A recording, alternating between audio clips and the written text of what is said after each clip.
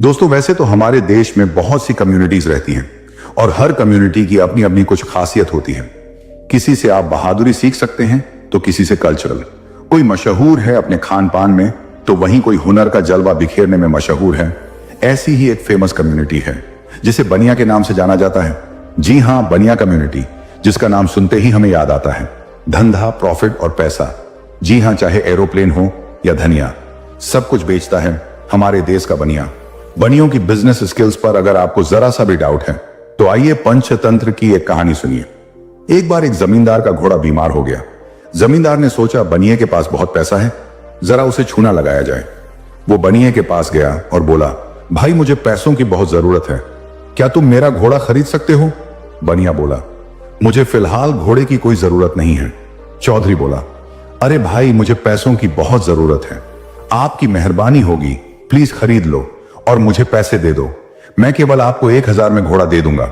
बनिया बोला, ठीक है चौधरी साहब, मैं आपका घोड़ा खरीद लेता हूं, लेकिन मेरे पास सिर्फ 500 रुपए ही हैं, देना है तो बोलो। जमींदार को यह भाव सही नहीं लगा और वह वापस अपने घर चला गया। घर जाते ही उसने देखा कि उसका घोड़ा तो मर चुका है। वो फौरन बनिया के पास गया और बोला, ठीक है, मुझे तुम्हारा सौदा मंजूर है। बनिया ने उसे 500 दिए और जमींदार वो पैसे लेकर कुछ दिनों के लिए गांव से बाहर चला गया। कुछ महीनों के बाद जब वो गांव वापस आया तो उसने देखा कि बनिया की दुकान तो और बड़ी हो गई है। वह सोच रहा था बनिया उसे गालियां देगा, लेकिन बनिया ने उसे देखते ही कहा कि अरे चौधरी साहब, कैसे हो आप, कुछ चाय पानी लेंगे? जमींदार हैरान हो गया। उसने बनिया से पूछा, यह सब कैसे हुआ? बनिया ने कहा, अरे चौधरी साहब, यह सब कुछ आपका ही दिया हुआ है। जमींदार बोला, मेरा दिया हुआ? पर मैंने तो तुम्हें मरा हुआ घोड़ा बेचा था। बनिया बोला, जी हां, मैंने उस मरे हुए घोड़े से 10,000 कमा लिया। जमींदार हैरान रह गया। बनिया ने कहा, मैंने एक लॉटरी का विज्ञापन दिया कि जो जीतेगा मैं उसे 1 रुपये में घोड़ा दूंगा। बहुत से लोग लॉटरी खरीदने आए और लॉटरी की टिकट बेचकर मैंने 10,000 कमाए। जमींदार ने पूछा, अरे तो विजेता को क्या दिया? घोड़ा तो मरा हुआ था। बनिया ने कहा, विजेता को मैंने उसके टिकट का दाम यानी कि 10 रुपए और 1 रुपए एक्स्ट्रा जो उसने घोड़ा खरीदने के लिए दिया था वह वापस कर दिया और कहा कि घोड़ा इलाज के दौरान मर गया है, तुम्हारा जो भी नुकसान हुआ है वह वापस ले लो। वो भी खुश और मैं भी खुश। लगभग 500 लगाकर मैंने 10,000 कमा लिए। तो दोस्तों, देखा आपने, चाहे मरा हुआ घोड़ा हो या मिट्टी हो, सच में बनिया कुछ भी बेचकर प्रॉफिट कमा सकते हैं। लेकिन ये सब कैसे करते हैं? आज की इस वीडियो में हम इसी सीक्रेट को जानेंगे और ये भी जानेंगे कि वो कौन सी स्ट्रेटेजी हैं जिन्हें फॉलो करके बनिए एक सक्सेसफुल बिजनेसमैन बनते हैं। तो ये जानने के लिए आप सब रेडी हो? अगर आप रेडी हो तो यार कमेंट कर दो, आई एम रेडी, क्योंकि इस वीडियो के बाद आपकी जिंदगी बदलने वाली है। तो चलिए वीडियो में आगे बढ़ते हैं। लेकिन दोस्तों, वीडियो में आगे बढ़ने से पहले आप लोगों से एक रिक्वेस्ट है और वो ये है कि अगर आपको हमारी कोई मदद चाहिए या आप लोग अपनी राय हमें देना चाहते हैं या फिर आप लोग हमसे कुछ पूछना चाहते हैं तो आप हमारे टेलीग्राम चैनल को ज्वाइन कर सकते हैं। आपको आपके सभी सवालों के जवाब बहुत जल्द मिल जाएंगे। लिंक आपको डिस्क्रिप्शन में मिल जाएगी। तो जाइए, ज्वाइन करिए और अपना प्यार दिखाइए। और अगर से अभी तक आप लोगों ने वीडियो को लाइक नहीं किया है तो यार प्लीज वीडियो को लाइक और चैनल को सब्सक्राइब करके बेल आइकन की घंटी दबाकर ऑल को जरूर सेलेक्ट कर लें। दोस्तों, स्ट्रेटेजी नंबर 1 है बनिए मतलब अकाउंट्स के पक्के। आप लोगों को वो खाते की लाल किताब याद है जो हमें फिल्मों में मुनीम जी के हाथ में नजर आती थी? उसे चौपड़ी कहते हैं। ये चौपड़ी बनियों के लिए किसी गीता से कम नहीं होती। हर दिवाली वो इसकी पूजा करते हैं। अपने अकाउंटिंग के नए साल का शुभारंभ वो एक नई बुक के साथ करते हैं। क्यों? ये केवल उनका कोई अंधविश्वास नहीं है, बल्कि ये सिंबलाइज करता है इस फैक्ट को कि मनी मैनेजमेंट में अकाउंटिंग कितनी जरूरी है। चाहे बिजनेस हो या आम जिंदगी में हो, अगर आपने पैसे का हिसाब नहीं रखा तो आप भी बाकियों की तरह यही कहते रह जाओगे कि यार पैसा कहां जाता है, कुछ पता ही नहीं चलता। और भाई, जिस चीज को आप मेजर नहीं कर पा रहे हो उसे मैनेज कैसे करोगे? इसके ऑपोजिट अगर आप किसी बनिए को देखोगे तो वो हिसाब का बिल्कुल पक्का होगा। इसलिए इनके ऊपर यह कहावत है कि दोस्ती पक्की, हिसाब अपना अपना। चाहे घर का खर्चा हो या बिजनेस में लगने वाला पैसा या फिर अपने एम्प्लॉयज की सैलरी ही क्यों ना हो, ये सब का हिसाब बनिए बिल्कुल बारीकी से रखते हैं। और रखे भी क्यों ना, हिसाब के बिना छोटे से छोटा बिजनेस भी सक्सेसफुल नहीं हो सकता है। यहां सीखने वाली बात यह है कि मनी मैनेजमेंट सीखने से पहले आपको मनी मेजरमेंट सीखना होगा, ताकि आपको पता चल सके कि आपका पैसा आखिर कहां जा रहा है।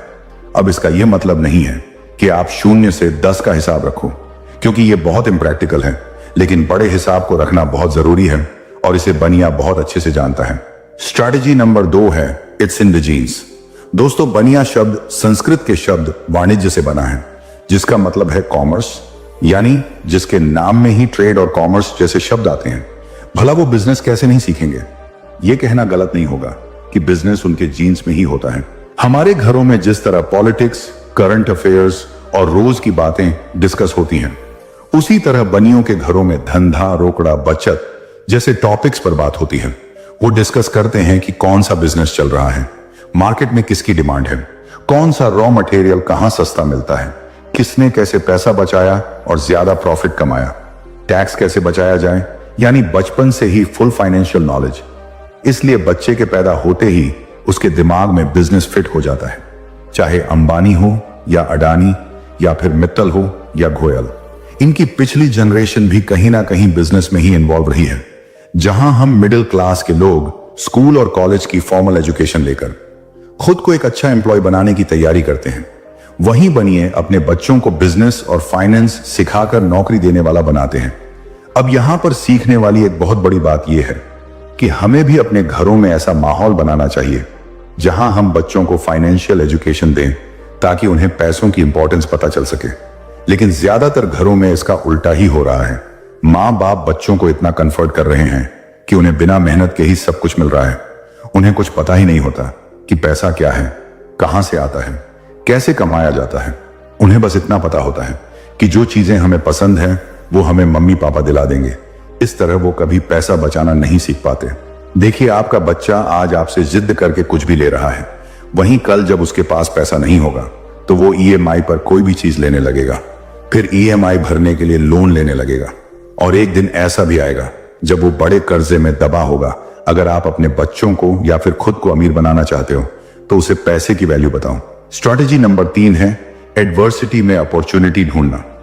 कोरोना का वो टाइम जब हर कोई परेशान था, ऐसे में इंडिया के वॉरेन बफेट कहलाने वाले राकेश झुनझुनवाला ने विनय दुबे के साथ अकासा एयरलाइंस में 49% शेयर्स खरीद ली।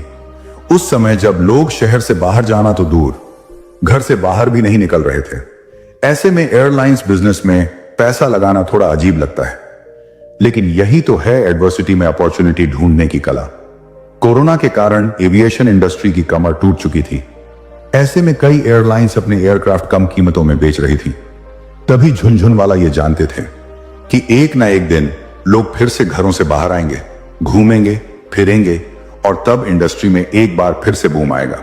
और हुआ भी कुछ ऐसा ही। कोरोना के समय आकाशा ने कम दामों पर बहुत सारे एयरक्राफ्ट खरीदे और अपने इनिशियल कॉस्ट को कम कर लिया। जैसे ही कोरोना खत्म हुआ, अगस्त 2022 में विनय और राकेश झुनझुनवाला ने मिलकर आकाशा एयरलाइंस लॉन्च कर दी। अपनी पहली उड़ान भरने के 1 साल के अंदर ही आकाशा अपने कॉम्पिटिटर्स स्पाइस जेट और गो एयर को बीट करके $1 बिलियन की वैल्यूएशन वाली कंपनी बन गई। बनियों की यह क्वालिटी हमें सिखाती है कि एडवर्सिटी लाइफ का एक पार्ट है। आप चाहो तो मुश्किल समय में डर कर कंफर्ट को चुन सकते हो, या फिर आप लाइफ की स्टीयरिंग अपने हाथ में लेकर एडवर्सिटी में भी अपॉर्चुनिटी ढूंढ सकते हो। और जो इस बात को समझ जाता है वो मौके का फायदा उठा लेता है, और इसमें सबसे ज्यादा आगे बनिया लोग होते हैं। स्ट्रैटेजी नंबर 4 है साथ रहो, साथ कमाओ और साथ आगे बढ़ो। अगर आपके आसपास कोई बनिया रहता है तो आपने ये नोटिस किया होगा कि बनिए साथ साथ रहते हैं, यानी उनके मामा, चाचा, मौसा सब या तो आसपास ही रहते होंगे या फिर सेम सिटी में तो पक्का ही होंगे, क्योंकि बनिया हमेशा कम्युनिटी लिविंग में विश्वास करते हैं। मेरे अपने शहर में पूरी की पूरी कॉलोनी बनियों की होती है। चाहे देश में काम करना हो या विदेश जाना हो, सब कुछ ये लोग साथ साथ करते हैं। इसी तरह अगर आप अपने आसपास भी गौर करोगे तो देखोगे कि जब भी एक बनिया एक शहर से दूसरे शहर जाता है और वहां अपना बिजनेस जमाता है, तो उसके साथ धीरे धीरे उसके कई रिश्तेदार भी उसी तरह के बिजनेस को करने लग जाते हैं और उसी शहर में आ जाते हैं। ऐसा क्यों करते हैं पता है आपको? बहुत से लोगों को यह नहीं पता होगा। दोस्तों, ये लोग ऐसा इसलिए करते हैं क्योंकि बनिए ये मानते हैं कि खुद भी बनिए और दूसरों को भी बनाइए।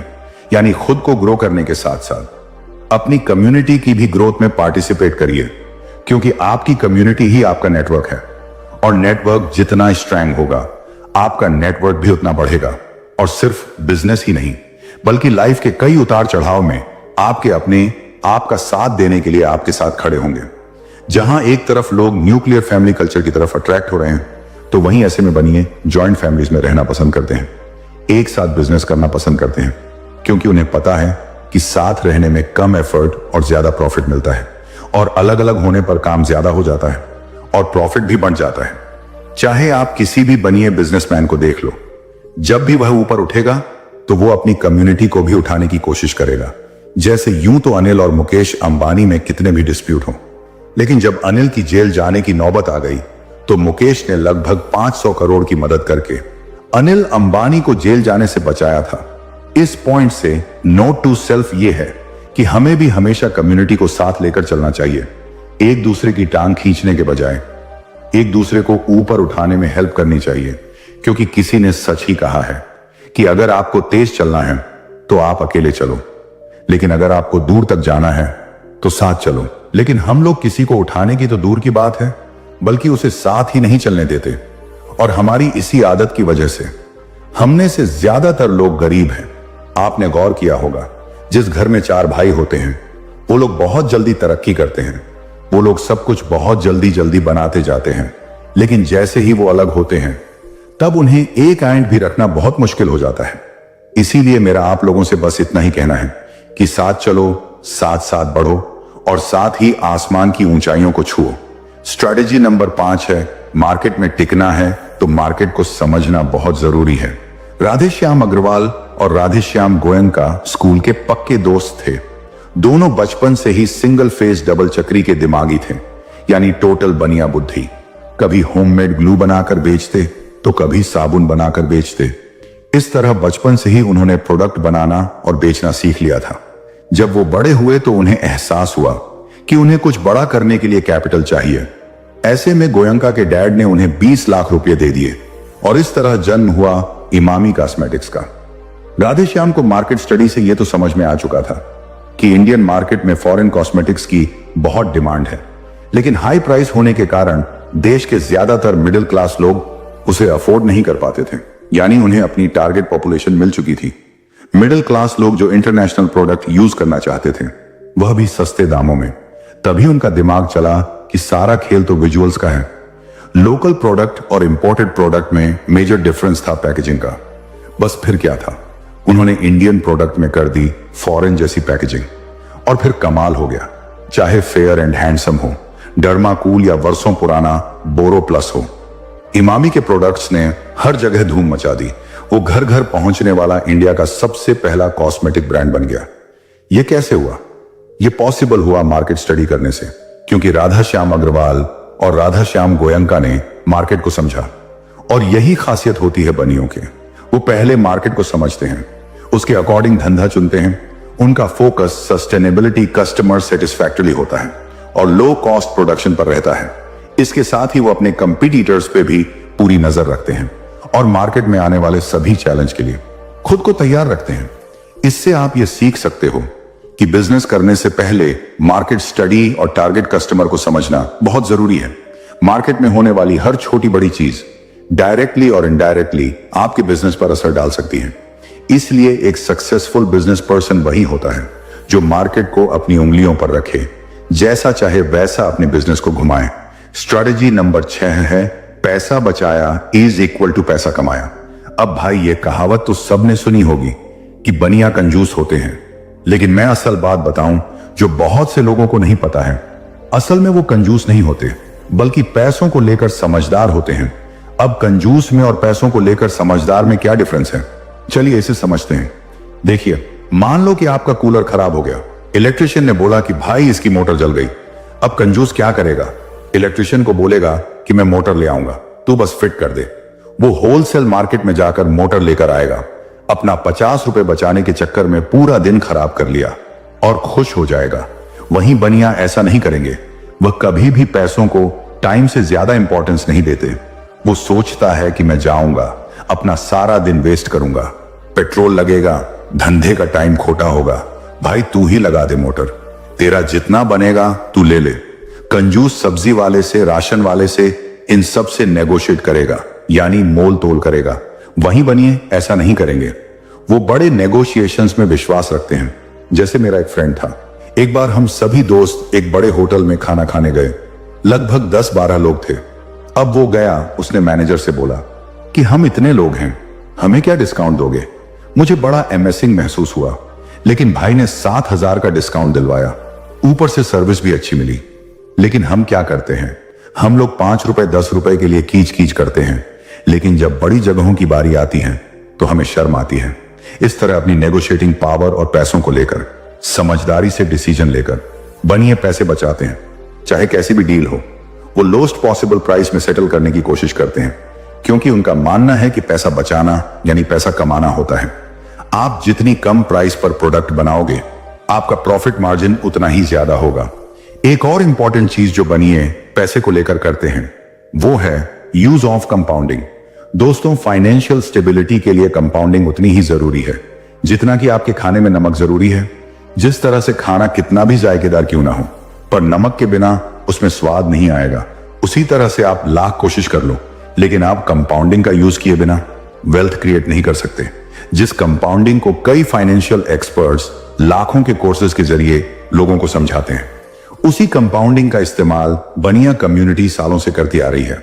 अगर आप गौर करोगे तो बनिया कभी भी अपने लग्जरीज के लिए बिल्कुल लोन नहीं लेते। अगर वो लोन लेंगे तो किसी टैक्स बेनिफिट के लिए, यानी वो कंपाउंडिंग का यूज करते हैं। अब यहां नोट करने वाली बात यह है कि पैसों को लेकर हमेशा समझदार होना चाहिए। जहां पैसे लगाने हैं वहां कंजूसी नहीं होनी चाहिए, जैसे हेल्थ में, अच्छे खाने पीने में, एजुकेशन में। लेकिन जहां बचा सकते हो वहां बचाकर इन्वेस्ट करना बहुत जरूरी है। लाइफ का फंडा income minus expenditure is equal to saving की जगह income minus savings is equal to expenditure रखोगे तो जिंदगी में कभी भी आपको पैसे की प्रॉब्लम नहीं आएगी। और इसीलिए बनिए के पास जल्दी पैसों की कमी नहीं होती।